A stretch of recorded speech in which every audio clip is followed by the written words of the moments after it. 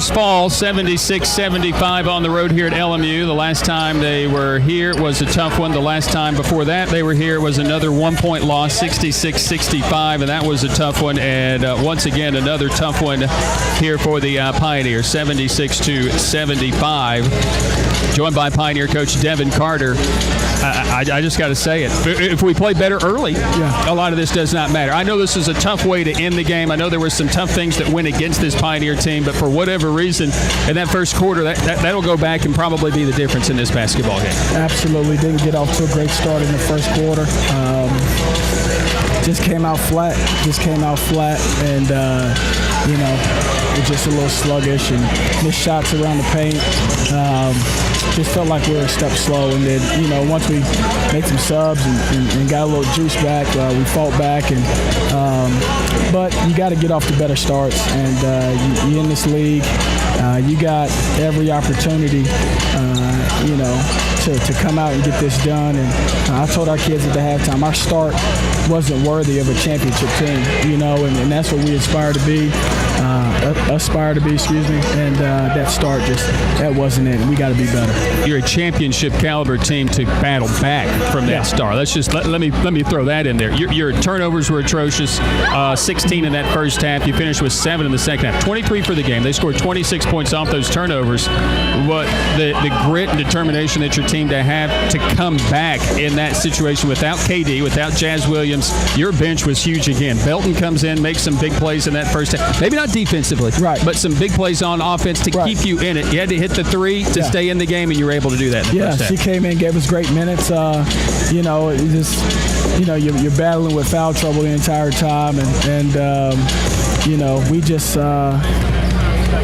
we bottom line just got to do better with that, and we got to have our best players on the floor. Mia picking up her third, Katie having to sit the half with 2. And, it's just an uphill battle. And then obviously when we got them in the game in the second half, I felt like we were able to do some things to kind of change the mojo around. So we got to be smart in those situations, understand, hey, I got 2, I can't pick up my third.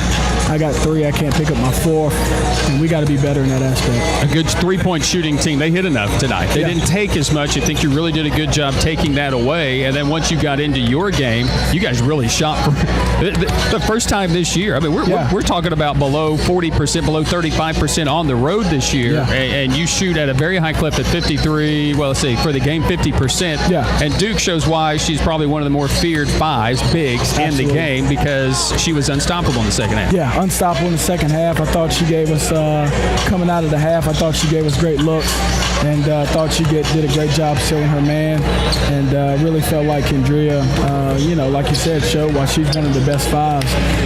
She has uncanny ability to seal her man under the basket, and really proud of her, man. She responded those first 2 possessions of the half, really kick-started some things for us, and really impressed with her. The way it goes, Pioneers get up by 8. They go on the run to get back into it, as good teams were going to do, and they got back into it. Then we go back and forth in the 4th, and I'm sitting over there, you call the timeout, you're down 1, and I'm thinking, all right, if he wants to be coach of the year in the league, he's got to go to KD because that's who's got him to this point. And Cupidon does what she does so well, and you get that lead. That play right there, I think, shows exactly why this team's so dangerous because any of the 5 on the floor could have made a play. Right, and I just felt like Yo-Yo had an advantage on her matchup and wanted her to get to the hole.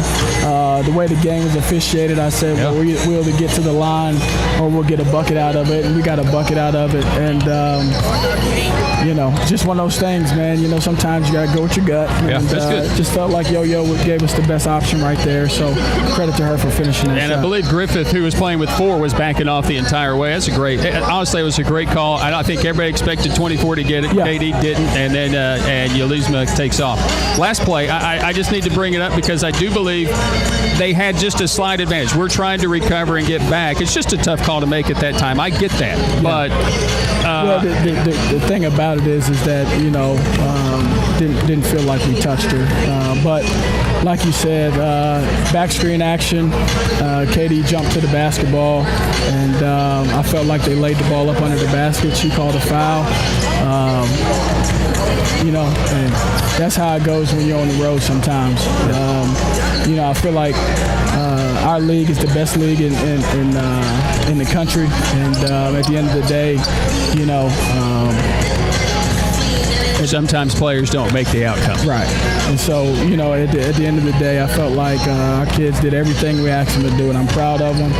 And, we're about to go have a tough conversation, but I'm really proud of our kids for battling back. You're great for coming out. I appreciate it. Yes, sir. Seriously. Appreciate you. Pioneer coach Devan Carter. The Pioneers fall here heartbreak fashion to the LMU Rail Splitters. And again, another 1-point loss here in Harrogate. But again, great determination, great fight by this Pioneer basketball team as they get knocked off by LMU here tonight. Back with your stats and some final thoughts just before our game 2. Right after this, your final LMU 76, Tusculum 75 here on the Pioneer Sports Network.